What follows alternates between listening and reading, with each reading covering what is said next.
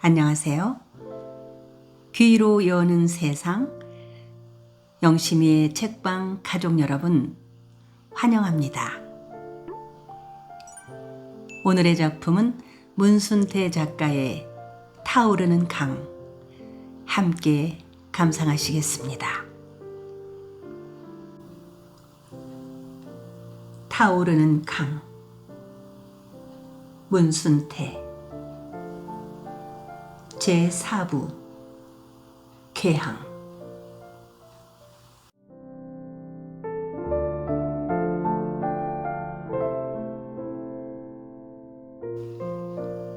작달막한 키에 어깨가 단단하고 눈이 부리부리한 최필대는 얼굴에 결연한 빛을 보이며 잠시 대부리와 짝귀의 표정을 읽고 있었다. 별동대를 조직해서 은밀히 싸우기로 했소. 별동대라니요? 대부리가 최필대의 앞으로 바짝 다가앉아 무릎을 맞대며 물었다. 두 분들도 나와 함께 행동을 합시다. 최필대는 대부리와 짝귀의 손을 잡아 흔들었다. 여부가 있습니까요? 헌데 별동대는 무엇이며 어떤 행동을 하기로 했는지. 짝귀도 최필대의 태도가 여느 때와는 달리 결연히 굳어 있는 것을 보고 마음이 무거워짐을 느꼈다. 별동대는 생사고락을 같이 하면서 황국협회의 간신배들을 없애고 나라를 구하자는 겁니다요. 최필대는 짝귀와 대부리한테 더 자세한 설명은 않고 큰 눈에 광채를 태우며 뚫어지게 두 사람을 번갈아 바라볼 뿐이었다.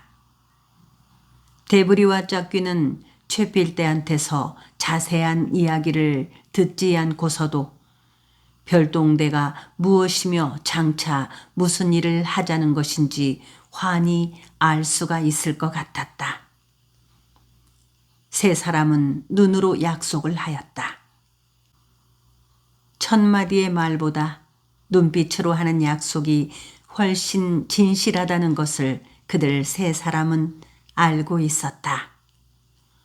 언제입니까요? 대부리가 목소리를 낮추며 물었다.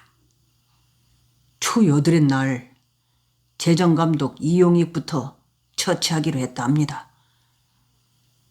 이틀 남았구만요. 우리 셋은 이 요인을 맡았소. 이 요인은 법부 대신이었다. 그는 천주교 신자로 광무 원년에 고종이 노국 공관으로부터 경운궁에 옮길 때 궁궐 수리의 책임을 맡았고 왕이 국호와 연호를 갈아 대한제국 광무 원년이라 하고 황제 대관식을 거행할 때 그가 모든 식의 절차를 뮤텔 주교와 상의해서 하였었다. 그가 법부 대신이 된 것은 지난해였다. 이유인이도 처단합니까요? 대부리가 심드렁한 표정으로 물었다. 그가 알기로 이유인은 천주교 신자로 다른 수구파 대신들처럼 편하게 독립협회를 탄압하는 것 같지가 않았기 때문이다. 무슨 말을 그렇게 하시오? 독립협회 간부들을 잡아 가둔 자가 누구요? 최필대가 눈을 부라리며 언성을 높이는 바람에 대부리는 더 이상 아무 소리도 못했다. 이용익을 처단하는 것을 시작으로 계속 역적들을 하나하나 없애기로 했소. 대부리와 짝귀는 최팔대의 말에 고개만 끄덕거렸다. 이번 거사는 백발백중 성공을 할 것이오. 무슨 좋은 계책이라도 있습니까요? 짝귀가 물었다. 이따마다요. 그러면서 최필대는 고이춤에서 칙칙한 헝겊으로 뚫뚫만 주먹만한 뭉텅이 2개를 꺼내 방바닥에 놓았다. 이것이 뭡니까요? 대부리가 그걸 집으려고 하자 최필대가 다시 집어 고이춤에 넣어버렸다. 바로 남포라는 거요. 남포라니요? 뭐 더는 데 쓰는 겁니까요? 대부리는 애써 호기심을 짓누르며 지나가는 말투로 물었다. 금강에서 아무리 큰 바위도 곤달걀 깨듯 허는 남포모로? 최필대는 자랑스러운 듯 두 어깨에 힘을 주어 흔들며 말했다. 그렇다면 그 무서운 것으로. 짝귀가 입술이 고구마 순처럼 새파랗게 질린 얼굴로 물었다. 그걸 불에 댕겨서 이유인의 집에 던지기만 하면은 집과 사람이 모두 박살이 나는 거라오. 최필대의 말에 대부리와 짝귀는 다시 침먹은 지네처럼 할 말을 잃고 있었다. 그 무서운 남포를 집에 던져 가옥을 박살내고 애잔한 식구들까지 죽게 한다는 것은 아무리 생각해도 너무 지나친 처사일 듯 싶었다. 꼭 그 무서운 남포를 써야 할까요? 남포를 쓰지 않고도 얼마든지. 대부리가 최필대의 눈치를 보며 조리를 사렸다. 지금 무슨 소리를 하는 거요? 그렇게 마음을 약하게 쓰니까 누루 만민 공동회가 이 모양으로 찌그러진 거 아니오. 이번 별동대는 우리들이 할 수 있는 마지막 행동이오. 여기서 실패하면 우리는 다시는 일어서지 못해요. 최필대는 그러면서 은근하게 두 사람을 나무람하였다. 그로부터 이틀 동안 그들 세 사람은 새벽 일찍이 이유인의 집을 정탐하였다. 그들은 이윤이 퇴거를 하는 길목과 시각을 이틀 동안 숨어서 지켜보았으며 집안의 구조며 이유인이 거처하는 방이 어디쯤 있는가도 사전에 면밀하게 알아두었다. 사흘째 되는 날에는 아무데도 안 나가고 상여또가의 방이 쩔쩔 끓게 군부를 지핀 다음 뼈가 물러지도록 통잠을 잤다. 잠에서 깨어나 보니 정동에 있는 재정감독 이용익 영감의 집에 난포가 터졌다고들 하였다. 들리는 이야기로는 이용익 대감의 집이 박살나기는 하였으나 이용익은 물론 어느 한 사람도 목숨을 잃지 않았다고 하였다. 집에 폭탄이 떨어지자 이용익 대감은 일본인 거리 진고개로 피신을 했다는 말도 있었다. 최필대와 대부리, 짝귀는 이용익이 죽지 않았다는 소문에 은근히 겁이 났다. 그러나 이용익 대감집의 폭탄 투척 사건으로 장안이 마치 난리가 터질 것처럼 뒤숭숭하였다. 다음 날 밤에도 신기선 대감의 집에서 폭탄이 터졌으며 박정양, 유창동의 집이 차례로 폭탄에 박살이 나고 말았다. 대부리와 짝귀는 날이 어두워지자 최필대를 따라 이유인의 집 가까이 갔다. 짝귀는 젖장수 차림으로 대부리는 관을 지고 최필대는 관을 사가는 상가의 심부름꾼이 되어 슬픈 얼굴로 관을 짊어진 대부리의 뒤를 따랐다. 그들은 수비망을 교묘히 뚫고 이유인의 집 긴 죽담 밑까지 다가갈 수가 있었다. 이유인의 집 가까이에 이르자 수비가 더욱 삼엄하였으나 그들은 의심을 받지 않았다.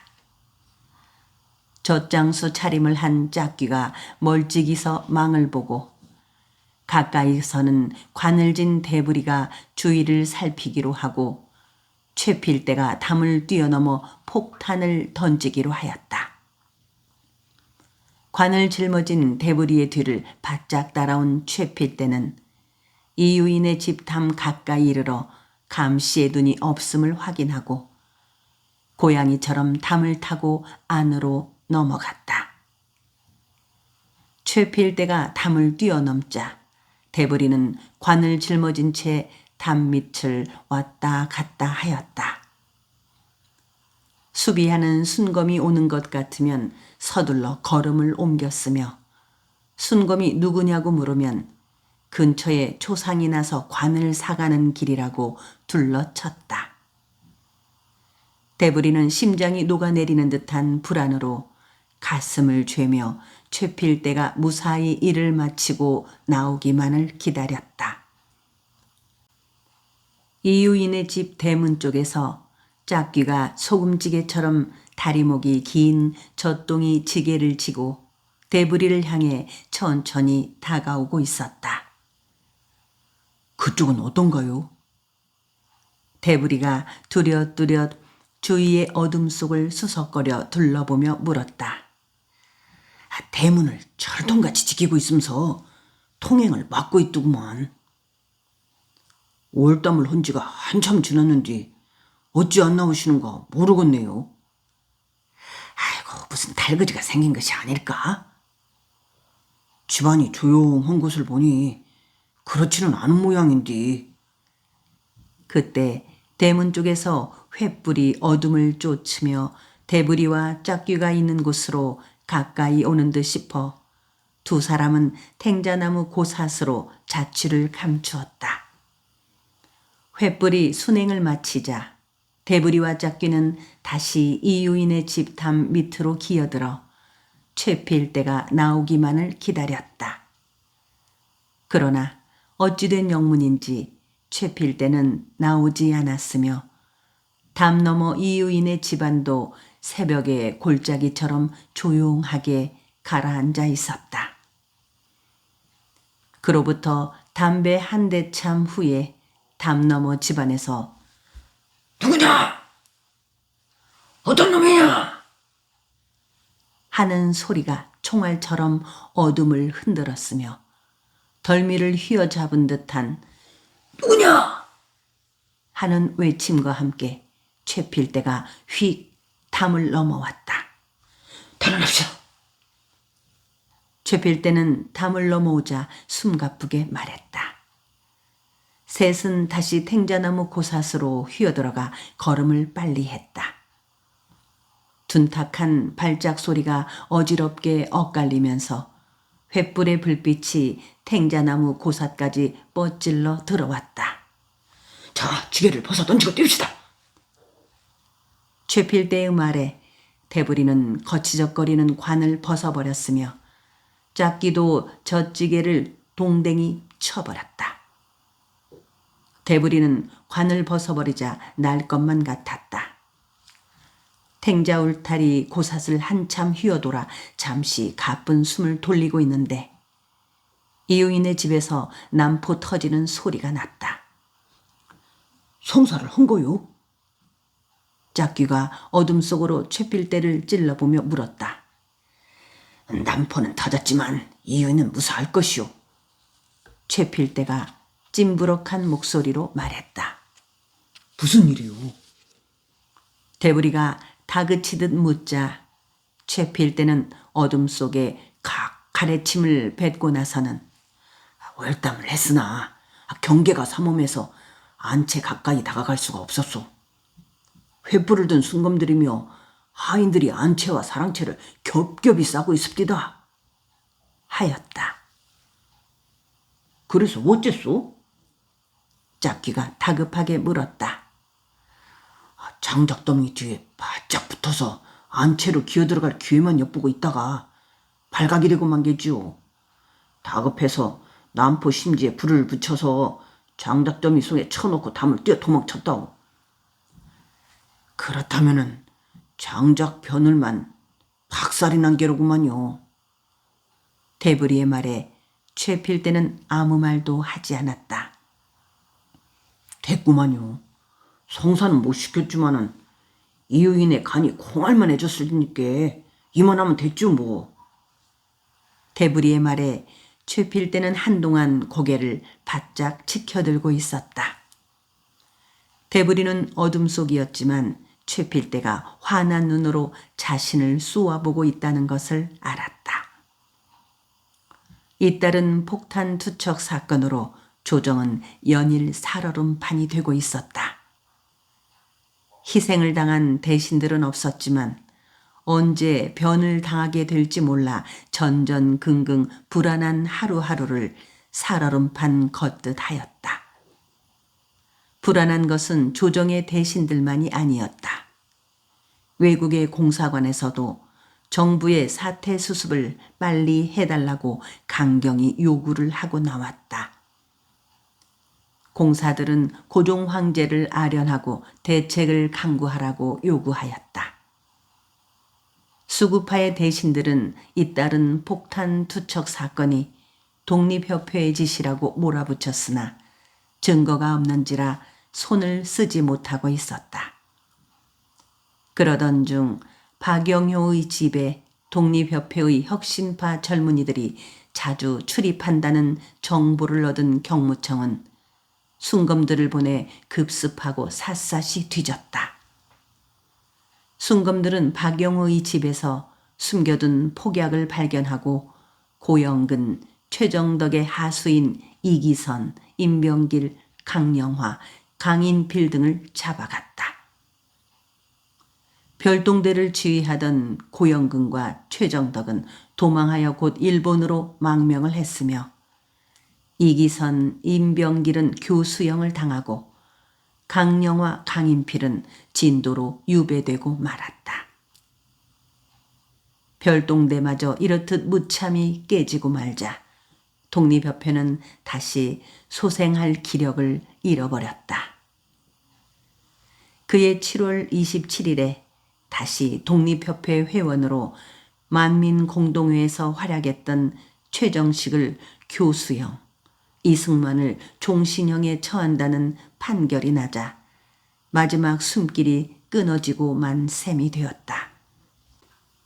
최정식은 함께 갇혀있던 서상대 등과 배재학땡의 학생 주상호가 은밀하게 넣어준 권총을 가지고 탈옥, 따라오는 김윤길에게 총상을 입히고 배재학당에 숨어 있었다.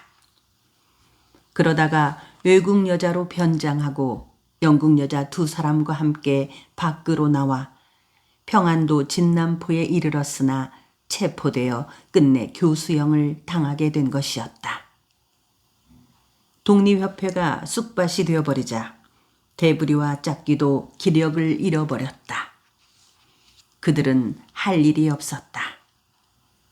밖에 나가면 순검들이 아직도 독립협회 별동대를 잡아들이느라 검색이 계속되고 있었다. 그들은 며칠 전 최필대가 상여도가로 찾아와서 경무청에 체포되어 간 사람들로부터 나머지 별동대의 명단을 알아냈을지도 모르니 몸을 피하는 게 좋을 것 같다고 하였으나 갈 곳이 없는지라 그냥 상여도가에 숨을 죽이고 있는 거였다. 최필대의 말 맞다나 경무청이 나머지 별동대의 명단을 알아냈다면 필시 진국의 상여도가도 안전한 곳이 못 될 듯 싶었다. 더구나 붙잡힌 사람들 중에서 강영화와 강인필은 두어 차례 상여도가에까지 왔었지 않은가. 짝귀와 대부리가 불안한 하루하루를 상여도가의 무더운 방구석에 북박여 숨을 죽이고 있는데 오랜만에 순영이가 찾아왔다. 그녀는 짝귀 오빠와 대부리의 신변에 무슨 일이 있는가 싶어 찾아왔다면서 무사하다는 것을 알았으니 그냥 돌아가겠다고 하였다. 그러나 대부리는 오랜만에 만난 그녀를 그냥 되돌려 보내고 싶지가 않았다. 대부리는 상여도가에서 나와 순영이와 함께 언젠가 그녀가 진고개로 처음 찾아왔을 때 들렀던 고개 및 떡집으로 갔다. 대부리는 자기를 걱정하고 찾아와준 순영이가 고맙기만 하였다. 순영은 지난 봄에 만났을 때보다 얄캉하게 야윈 듯 싶었다.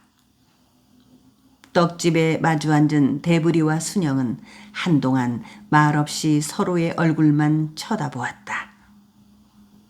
그들은 아무 말 없이도 서로의 마음을 읽을 수가 있었다. 그들이 알게 된 지도 4년이라는 세월이 흘렀다. 고집세고 덜렁거리기 좋아하던 순영이의 성격도 이제 나이가 들면서 표나게 차분해져 있었다. 대부리는 순영이의 얼굴에서 한 가닥 우수의 그림자를 발견하고 마음이 무거워졌다. 혼기가 지났는데도 혼이 날 생각도 않고 있는 그녀가 안쓰럽기까지 하였다. 어쩌면 그녀가 혼인을 못하고 있는 것은 대부리 자신 때문인지도 모른다고 생각했다. 허나 이제 그는 감히 순영이한테 혼인말을 뺄 엄두조차 나지 않았다. 대부리 나이 30이 되었고 언제 또 자취를 감춰야 할지 모르는 몸이었기 때문이다. 더구나 대부리 생각에 아무래도 한성에 더 이상 오래 붙어 있을 수가 없을 것 같았다. 조정에서는 마치 독립협회의 씨알머리까지 말라버릴 심산인지 잠시도 탄압을 늦추지 않고 있으니 어느 그물에 휩싸여 걸려 들어가게 될지 모를 일이었다. 독립협회의 탄압은 지방에까지 뻗치어 황주 지휘에서는 군수가 회원 30여 명을 잡아 가둔 뒤 회원의 집들을 회파하였고 목포 지회에서도 변하진, 이명준 두 회원을 서울로 압송해 왔다고 하지 않던가. 장차 어찌할 건가요? 잠시 후에 순영이가 고개를 떨구며 물었다. 좀 더 두고 봐야겠구만. 잠시 서울에서 피신을 하시는 게 좋을 것 같아요. 나 같은 것이 뭐 어쩌려고? 다른 유명한 사람들도 쎘는디 나 같은 거 잡아가려고? 아니래요. 다른 건 몰라도 지난번 폭탄 투척 사건에 연루된 사람들은 하나도 남김없이 모두 잡아들인대요. 나하고는 상관없는 일이요. 대부리는 남의 일처럼 말했으나 순영은 그런 대부리의 말을 고지 듣지 않았다. 상여또가로 찾아갔을 때 그의 초조한 눈망울이 모든 것을 말해주고 있었다. 갈 데가 없으면 재물포 저희 집이라도 가 있으세요.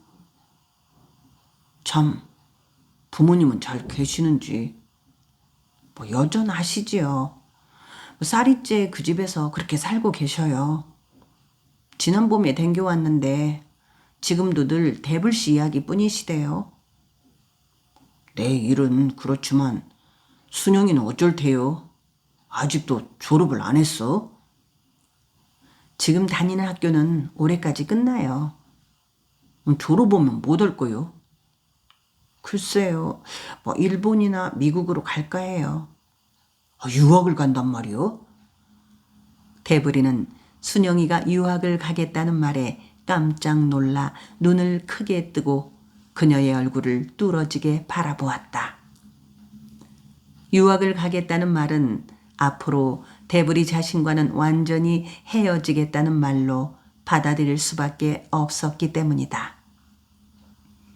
공부는 그만하고 혼인이나 하재 그려. 나락골이 요 모양인데 공부는 더 이어서 못하려고. 전 팔자가 워낙 기박해서 혼인은 못할 것 같아요. 무슨 소리요? 제 운명은 제가 잘 알아요. 그러면서 순영은 다시 고개를 숙였다. 참, 하야시 그놈 시방도 순영이를 찾아댕기는겨? 대부리는 그렇게 묻고 나서 이내 후회하였다. 올 가을에 노량진서 재물복거정 철도가 개통된다면서? 기차가 댕기면 집에 가기 좋겠구먼. 대부리는 순영이가 하야시의 이야기를 하기 전에 말머리를 돌리려고 딴전을 부렸다. 요즘에도 하야시가 일주일이 멀다 하고 찾아와요. 말로는 거기 때문이라고 하지만 순영은 그 다음 말은 하지 않았다. 기실 하야시가 그녀를 찾아다니는 것은 대부리의 행방을 알기 위한 것이 아님을 알고 있었기 때문이다. 처음에는 분명 대부리의 꼬리를 잡기 위해서였을지 모르지만 최근에는 그게 아닌 듯 했다. 지난 봄부터 자주 순영을 찾아오곤 하는 하야시는 슬며시 다른 속셈을 삐주름이 보이기 시작했었다. 그는 먼저 제물포에서 있었던 일을 사과하였다. 그의 말로는 그가 중국 요리집에서 억지로 비열한 수법을 써서 그녀를 욕보인 것은 진심으로 순영을 사랑하여 자기 여자로 만들기 위해서였다고 말했다. 순영은 어쩌면 하야시의 그 말은 진심일지도 모른다고 생각했다. 그렇다고 그를 용서할 수는 없었다. 그녀가 하야시를 용서한다면 그를 다시 받아들일 수도 있을 것으로 생각되어지는 것이었다. 용서를 비는 하야시의 속셈도 그러하리라. 그렇지 않고서야 새삼스럽게 일껏 이 세상의 죄는 혼자 도맡아 걸머진 사람처럼 괴로운 얼굴을 해가며 그녀한테 용서를 빌 까닭이 없지 않겠는가 싶었다. 순영은 그런 하야시를 용서할 것도 말 것도 없다고 남의 일처럼 가볍게 말했다. 그랬는데도 하야시는 계속 그녀를 찾아왔다. 이제는 그녀를 찾아와서 대부리의 소식은 묻지도 않았다.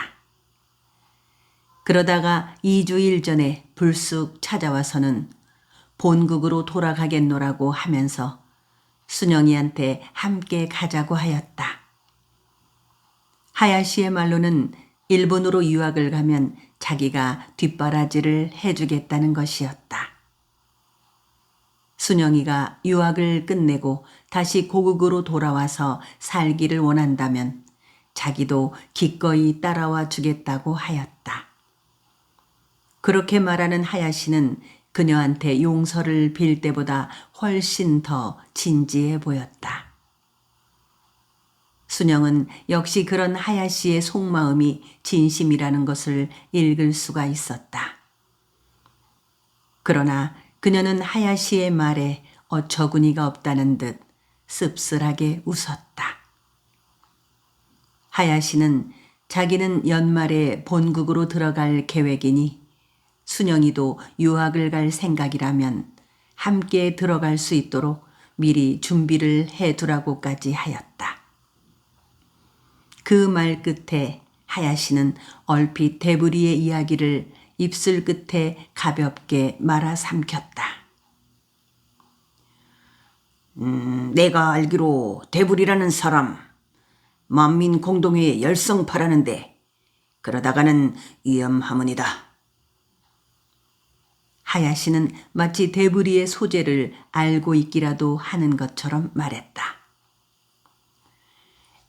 순영 씨와 함께 본국으로 돌아간다면 대부리 그 사람 잊어버리겠습니다. 그렇지만 순영 씨가 나와 함께 가지 않으면 당장에 대부리 잡아서 복수를 할 것입니다. 하야시의 그 말에 순영의 가슴이 바늘에 찔린 듯 뜨끔했다.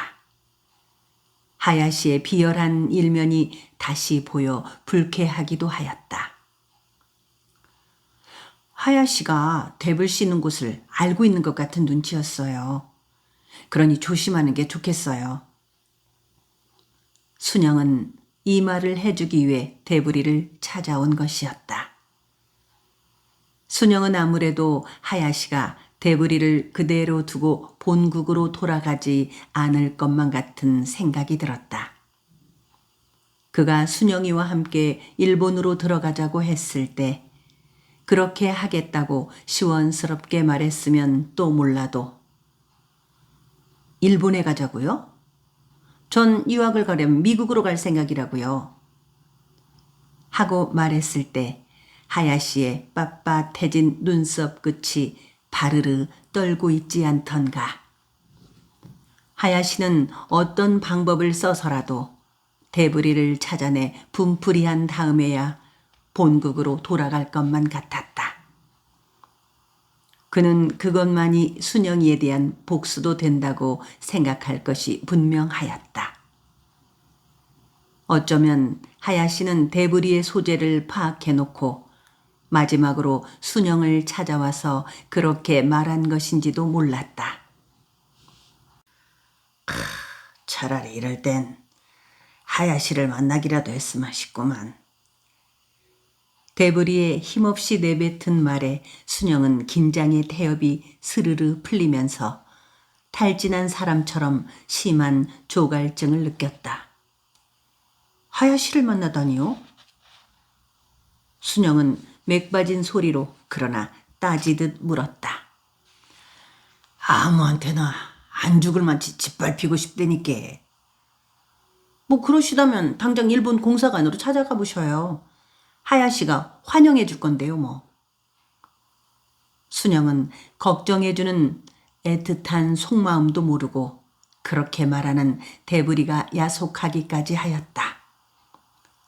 앙탈을 부리고 싶을 만큼 미운 생각이 들었다. 쟤깐 놈이 날 찾아서 어쩔 것이오. 대부리는 그제야 표정을 바꾸며 밝게 웃었다. 암튼 조심하셔요.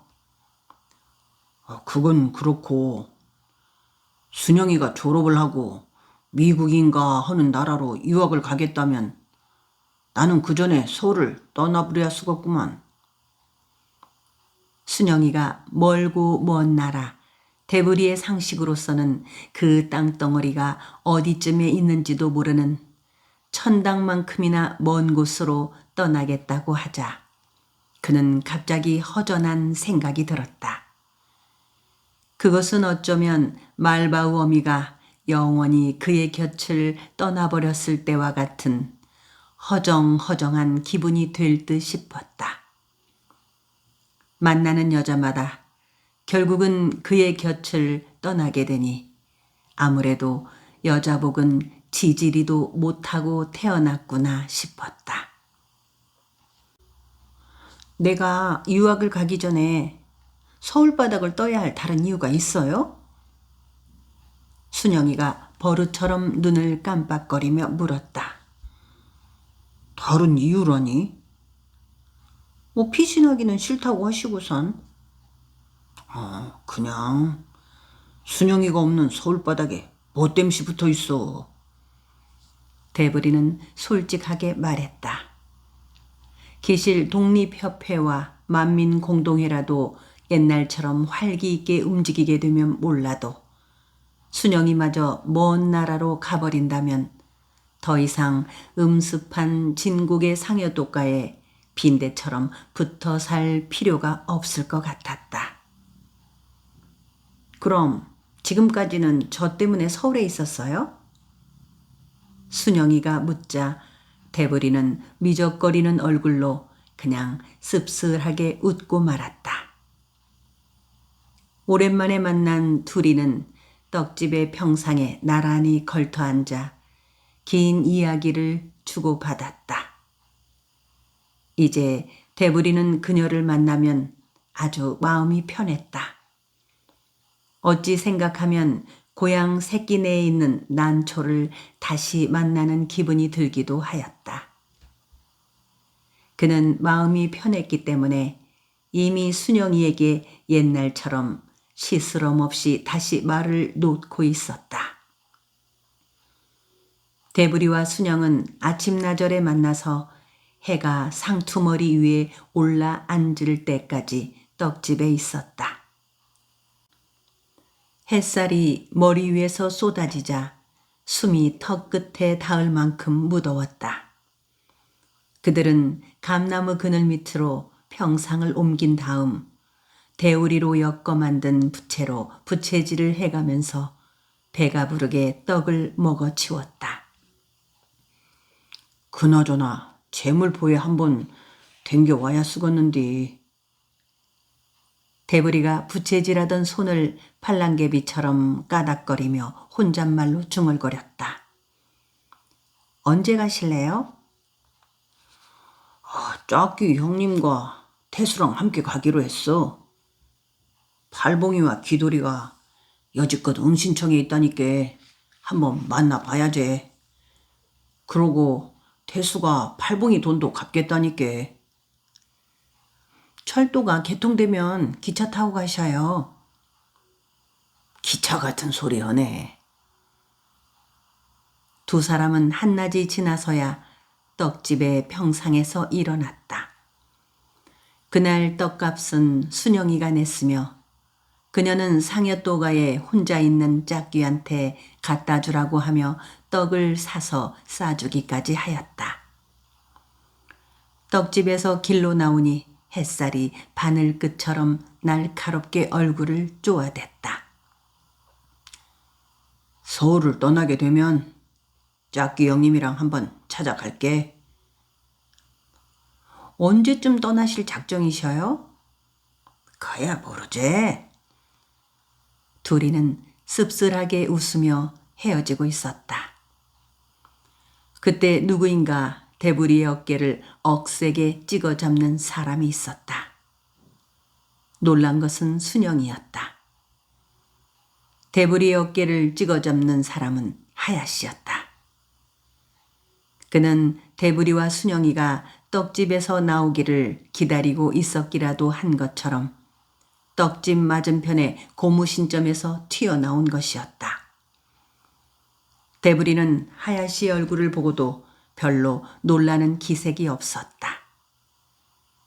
그는 하야시의 손에 육혈포가 들려있는 것을 보고 반항을 하지도 도망을 치려고도 하지 않았다. 오히려 그의 입술 끝에 체념의 씁쓸한 미소가 희미하게 매달려 있었다. 이놈의 새끼, 이제야 만났구나. 너를 찾으려고 얼마나 고생을 했는지 아느냐. 내가 살아서 요렇게 너를 잡으러 올 줄은 꿈에도 생각을 못했을 것이다. 하야시는 빠른 일본말로 짓거렸다. 순영은 당장이라도 달려들어 권총을 든 팔이라도 물어뜯을 것처럼 놀라움과 증오가 범벅된 눈으로 하야시를 쏘아보았다. 순영씨 뒤를 밟아왔더니 쉽게 사냥을 할 수가 있었습니다. 하야시는 순영을 보며 능질맞게 웃었다. 어쩔 셈이냐? 대부리가 하야시를 향해 큰 소리로 내지르자 하야시가 권총의 총구를 대부리의 옆구리에 쿡 쑤셔댔다. 잔소리나 말고 우리 공간으로 가자. 이렇게 하여 대부리는 어처구니 없이 하야시에게 붙잡히는 몸이 되고 말았다. 순영이만 없었더라면 그까짓 권총쯤 무서울 것 없이 하야시를 때려 눕히고 도망을 칠 수도 있었지만 순영이 앞에서 비굴하게 도망치고 싶지가 않았다. 대부리는 하야시가 가자는 대로 고삐를 잡힌 부사리처럼 수걱수걱 시키는 대로 걸었다. 사람들이 몰려들어 대부리가 끌려가는 모습을 구경했다. 대부리는 하야시한테 붙잡힌 것은 하나도 억울하지 않았으나 대낮에 많은 사람들이 보는 앞에서 일본 놈한테 끌려가고 있다는 것이 부끄러웠다. 구경꾼들과 함께 순영이도 고개를 떨군 채 대부리의 뒤를 따랐다. 자기 나라에서 남의 나라 사람한테 끌려가는 것을 보고도 구경꾼들은 아무도 나서는 사람이 없었다. 되레 구경꾼들은 대부리의 옆구리에 권총을 들이대고 있는 하야시의 눈빛을 마주보기조차 무서워하였다. 하야시가 구경꾼들을 향해 뱀의 혓바닥 같은 눈길로 쓸어볼 때마다 그들은 섬뜩한 얼굴로 한 발짝씩 물러서곤 하였다. 대부리는 끌려가는 자신보다 하야시의 눈길을 무서워하는 구경꾼들이 더 불쌍하게 생각되었다. 일본 공사관 건물 앞에 이르러서야 여태껏 수걱수걱 하야시가 시키는 대로 발걸음을 떼어 옮겨온 대부리가 갑자기 말뚝처럼 우뚝 멈추어서 버렸다. 하야시가 구둣발로 대부리의 엉덩이를 걷어찼으나 대부리는 꿈쩍도 하지 않았다. 대부리는 천천히 상반신을 연자방아 돌리듯 하면서 구경꾼들 사이에 끼어있는 순영이의 모습을 찾아보았다. 순영이는 떡집에서 짝귀한테 갖다 주라고 쌌던 떡봉지를 든 채 초조하고도 먼 시선으로 대부리를 지켜보고 있었다. 빨리 들어가! 하야시가 이번에는 대부리의 뒤통수에 들이대며 악에 받친 목소리로 쩡그렁 쇳소리 나게 내질렀다. 나는 조선 사람이니 우리나라 경무청으로 끌고 가시오. 대부리가 하야시를 똑바로 질러보며 큰 소리로 말했다. 무엇이라고? 하야시의 얼굴이 순식간에 여러 가지 색깔로 변했다. 대부리는 태연하게 서서 하야시의 얼굴 색깔 변화하는 모습을 열심히 지켜보았다. 내가 잘못이 있다면 우리나라 법에 따라서 심판을 받고 싶은 거요. 무슨 권리로 남의 나라에 와서 남의 나라 사람을 함부로 잡아가는 거요. 대부리는 구경꾼들을 향해 소리쳤다. 하야시한테보다는 구경꾼들 들으라고 일부러 큰 소리로 말한 것이었다. 공사관 안으로 들어가자거니 못 들어가겠다거니 한동안 큰 소리로 실랑이질을 하고 있을 때 일본 공사관 안에서 일본 공사관 직원 몇댓 명이 우르르 몰려 나왔다.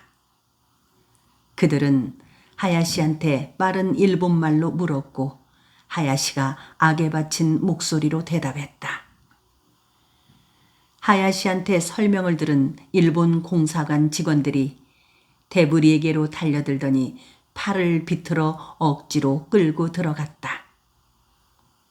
일본 공사관 직원들은 하야시가 제물포에서 대부리한테 당했던 일을 들어 알고 있는 터이라 그들은 마치 자기들이 당한 일이라도 되는 것처럼 개거품을 뿜어내며 새벽 호랑이처럼 으르렁댔다. 대부리는 일본 공사관 직원들한테 끌려 들어가면서 마지막으로 구경꾼들을 얼핏 돌아보았다. 구경꾼들의 표정이 굳어 있는 것을 보고서야 그는 공사관 직원들을 뿌리치며 자신이 뚜벅뚜벅 걸어 들어갔다. 대부리는 공사관 건물의 벽돌 창고 안으로 떠밀려 들어갔다. 그를 끌고 들어온 5명의 공사관 직원들과 권총을 손에 든 하야시가 당장 짓밟아 죽일 듯 험하게 얼굴을 일그러뜨리며 쏘아보았다. 대부리는 벽돌 창고 한가운데 똑바로 선 채 그를 쏘아보고 있는 12개의 눈을 하나하나 쓸어보았다. 하야시가 그의 동료들을 향해 일본말로 명령하듯 짧게 말하자 두 사람이 대부리의 등 뒤로 돌아오더니 팔을 붙잡았다. 대부리는 왜 그들이 그의 두 팔을 붙잡는 것인가를 알고 있었기 때문에 다음에 닥쳐올 일을 두려움 없이 기다렸다. 예상했던 대로 권총을 허리춤에 찌른 하야시가 대부리의 눈앞으로 바짝 다가서더니 왼손으로 대부리의 턱을 받쳐 올렸다. 그러고는 여전히 빠른 소리로 뭐라고 한참 동안 짓거려댔다. 뒤이어 하야시의 주먹이 대부리의 아랫배에 날아들었다. 대부리는 그리 될 줄 알고 미리 아랫배에 힘을 주고 있었기 때문에 심한 고통을 느끼지 않았다. 그러나 하야시의 돌멩이처럼 단단한 주먹이 쉴 새 없이 난타해오자 대부리는 헉 하는 소리와 함께 허리를 꺾었다. 얼마 후에 대부리는 끈적끈적 습기가 가라앉은 벽돌 창고의 땅바닥에 무릎을 꿇고 머리를 힘없이 떨어뜨렸다.